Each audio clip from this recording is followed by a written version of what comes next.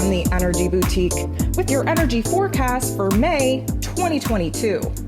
So on Friday, May 20th, we have the sun moving out of Taurus and moving into Gemini.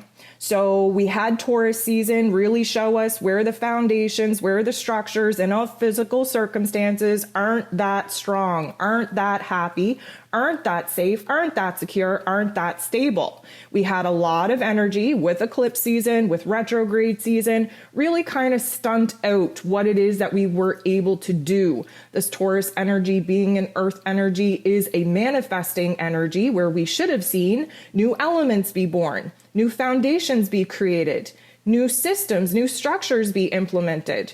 We definitely have an aha moment on what it is new that we have to bring to life. But of course, with the eclipse energy, with the retrograde energy, we have been more focused on letting things go, creating the space for the new elements to be born, recognizing where it is that we have been blocking our own progress, our own blessings.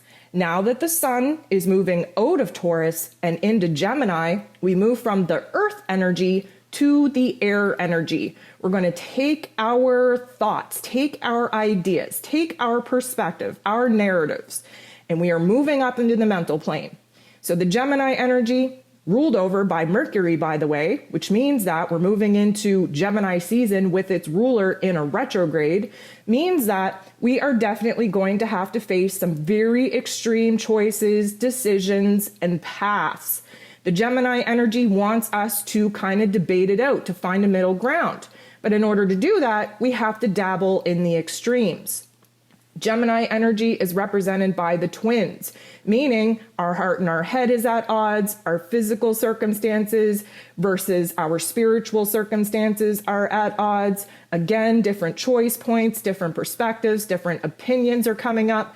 And because Mercury is retrograde, we have one foot very much stuck in the past, old narratives, old ideas, old conversations, old memories, versus the foot very, very much stuck in the present, trying to bring us in the present moment so that we can get to work on building our future reality. So we're going to have a lot to think about. We definitely want more knowledge. We have a hunger for knowledge. There are different ideas, different skills that are needed, different types of conversations that need to be had in order for us to find a grounded point that we are comfortable in operating from. We are definitely more sociable. We want to be chatty Cathys. We definitely learn more by interacting, by debating, by even arguing with the people around us. We are taking an intellectual approach to our lives right now, but because Mercury is retrograde, there's a lot of past issues that we have to clean up before we're going to gain the clarity in this present moment needed in order to make a plan that is going to make sense for us in moving forward. Our curiosity is maxed out. We want to know why. We're kind of, using Mercury's retrograde and Pluto being retrograde to do the deep dive in our psyche, in our heart space, in our past experiences and opportunities. We want to know why things happened. We want to know how we got here. We want to know what we're supposed to do with our experiences. What are we supposed to be what are we doing from here? How do we plan? How do we get past the blocks? How do we rewrite the narrative? How do we feel good about a lot of the things that are currently making us feel bad? We are going to be a little bit scatterbrained though. We're going to have a hard time completing a thought and staying focused. Again, we're just, kind of bouncing off the walls at this point, interested in coming up with a little bit of interest in everything that our curiosity is really bringing to the forefront.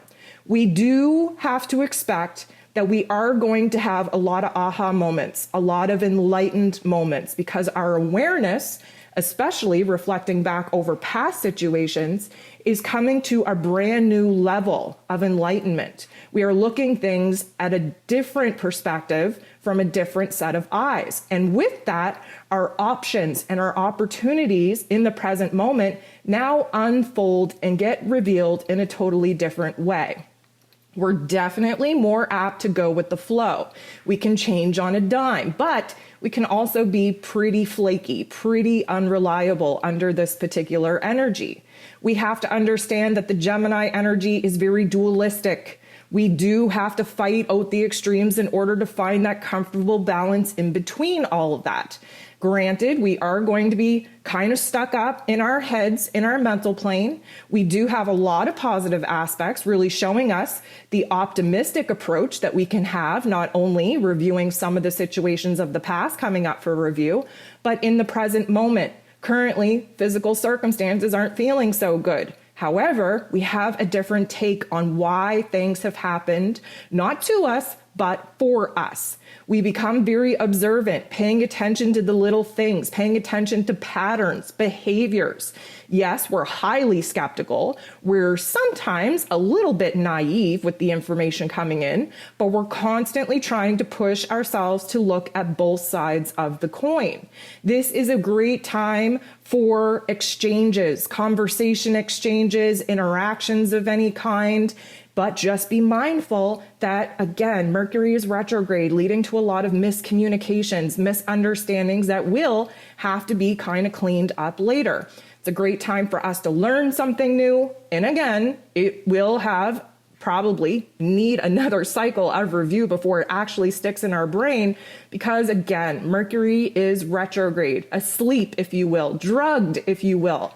So we will have a little bit of a reminder of it when this Mercury energy goes direct, but right now we're having a hard time bringing information in and actually having it stick.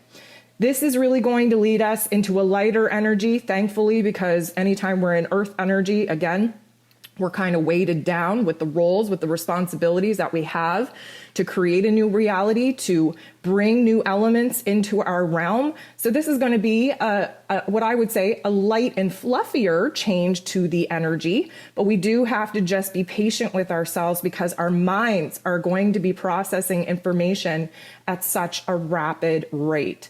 We want to watch the global stage for new information from past situations be revealed, likely jolting many of us because we have been lied to. This is a very high time, a very high probable time where we can all get a little bit gossipy. We will see that on the greater, grander stage. I would recommend you try to prevent doing that gossip situation in your own realm because, again, misunderstandings, miscommunications are high, and we will likely have a mess to clean up if we are not careful. So overall, we're definitely going to be stuck in our heads, disconnected from what is in our heart space, working very hard to kind of bring the heart and the head in the middle to a common place. And what you'll find is if you put your hand on your heart, the other hand on your head, and you inch them together, they will meet around the space where your throat chakra is, where your mouth is. This is why we're a little bit more of a chatty Cathy than normal, but also we have some very, very serious truth that we have to get out of our bodies, that we have to share, that we have to express. So with all of the other energy aspects taking place, we can expect that the sun in Gemini is definitely going to illuminate for us where it is that we have to review, revisit, recalibrate, reorganize, and readdress how it is that we currently feel about the circumstances that have rapidly changed.